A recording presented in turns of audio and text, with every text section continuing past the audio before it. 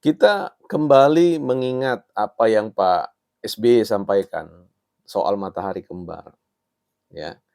Bahwa ketika statement itu di-launching, ya, dinyatakan oleh seorang SBY, banyak pihak yang kemudian menyambarnya dengan menegaskan, meneguhkan bahwa matahari kembar itu adalah Pak Jokowi.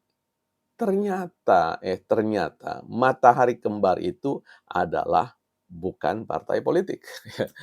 Ya, teman-teman, selamat datang di channel Bukan Partai Politik, ruang publik sekolahnya publik. Tempat kita bersama-sama belajar bersama-sama secara equal, ya, secara sederajat, tidak ada yang dianggap lebih pintar atau tidak, belum pintar dan sebagainya. Semua sedang belajar bersama-sama untuk meninggikan kemampuan kita dalam berolah nalar, berstatement, ya, membangun opini, argumentasi dan sebagainya dalam bahasa selapis demi selapis, dalam bahasa sesatu senti demi satu senti, dalam bahasa satu kata demi satu kata, satu kalimat demi satu kalimat, satu paragraf demi satu paragraf, dan pada akhirnya, aha, kita akan lihat sosok lahirnya, ya, para pengamat-pengamat politik, analis-analis politik yang punya kompetensi, yang bisa membawa Indonesia menjadi bagian dari penguatan atau strengthen our nation. Karena itu kita undang teman-teman, yuk, ya, show different, tunjukkan performa berargumentasi kita secara berbeda dengan tidak meninggikan emosi atau suara kita, emosi kita, tetapi lebih mengedepankan yang disebut dengan kemampuan berargumentasi. Ya, don't raise our voice, emotion but argument. Baik, teman-teman, kita masih teringat pada statement Bu Megawati, surat edaran instruksi, ya, mega penting, ya, maha penting yang dikeluarkan oleh langsung, ya, Panglima Partai Demokrasi Indonesia Perjuangan, dalam hal ini adalah Ketua Umum, ya, Partai, Ibu Megawati Soekarno Putri, yang menurut analisis saya, penerawangan politik saya, ternyata matahari kembarnya itu adalah sign quote, ya. Potensial kita menunjuk Bu Megawati sebagai matahari kembar bagi NKRI, bagi Kabinet Merah Putih. Mengapa bisa dilakukan seperti itu? Karena sekali lagi tarik-menarik tentang wibawa otoritas posisi, ya, ketimbang bicara tentang otoritas posisi, fungsi. Ini jauh terlihat, ya, dalam konteks, kebijakan partai yang menurut saya, akan berhadapan secara potensial dengan kebijakan negara, kebijakan pemerintah, kebijakan presiden. Nah, ini yang kemudian, akan mengoreksi, ya, terkait dengan hierarki, ya, kekuasaan itu. Nah, dalam konteks ini apa yang dikatakan oleh Pak SBY itu kan membawa kita pada sebuah, ingatan, oh, ternyata matahari kembarnya itu sudah terjadi sejak 10 tahun yang lalu ketika Pak Jokowi yang menjadi matahari bagi NKRI ini, ternyata ada matahari kembar. Karena itu menempatkan Pak Jokowi, bukan lagi superlatif, tapi sub di situ, ya. Jadi bukan lagi dalam konteks domain yang hierarkis, ya, artinya dia ada pada top level, tetapi dia ada sejajar bahkan di bawah. Inilah yang disebut dengan implementasi, aktualisasi dari efek frase petugas partai. Nah, dalam pelantikan 961 kepala daerah dan wakil kepala daerah ini, Prabowo sudah menyampaikan bahwa kita semua itu adalah pelayan rakyat, bukan pelayan partai, ya. Bahwa mekanisme partai itu menjadi bagian yang diakomodir dalam konstitusi kita, yes. Tetapi bahwa dia kemudian menempatkan dirinya dalam show posisi, no, ya.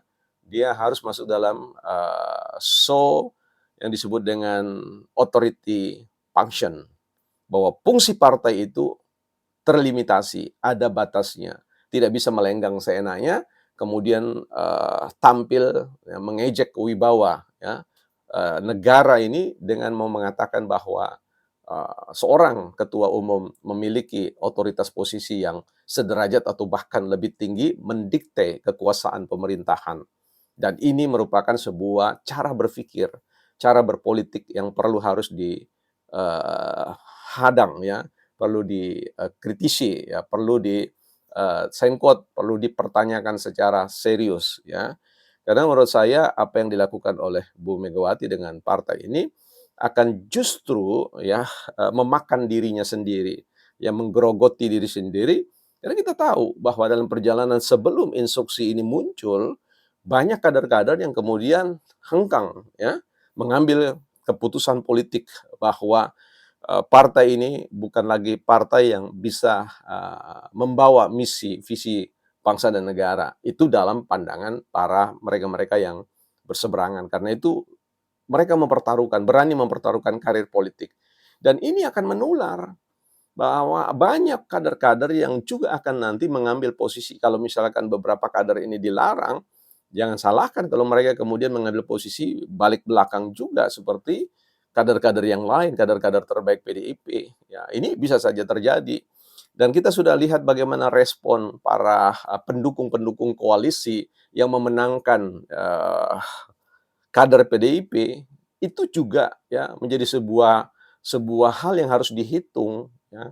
Bagaimana mereka ya menghargai keputusan itu, tetapi juga tolong hargai dong bahwa menangnya PDIP, kader PDIP sebagai kepala daerah itu andil mereka ada besar. Jadi jangan memutuskan sendiri. Karena itu menyangkut juga wibawa partai-partai koalisi yang lain dan secara keseluruhan akan berdampak pada konteks masa depan pembangunan di daerah.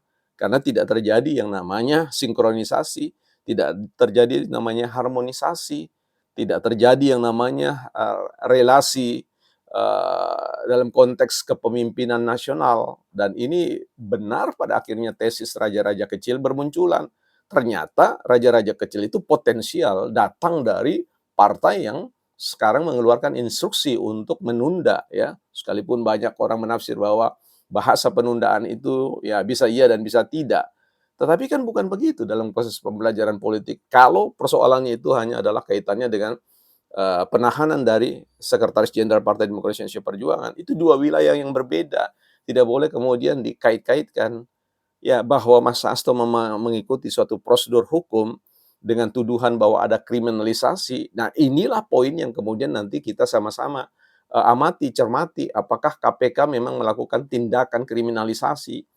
Kalau memang KPK itu melakukan tindakan kriminalisasi, publik harus berbaris membela Mas Hasto, membela partai PDIP, ya. Karena itu kan biarkan dia berproses secara ini. Toh akan didampingi dengan pengacara-pengacara yang hebat ya, pengacara-pengacara yang luar biasa. Biarkanlah kita lihat prosesnya. Bukan partai politik berdiri pada posisi Basar NKRI yang akan mendukung ya mondar-mandir ya, dalam artian bisa saja hari ini mengkritisi berseberangan, tetapi bisa kemudian di next time berdiri bersama untuk melakukan advokasi terhadap Mas Hasto dan sebagainya.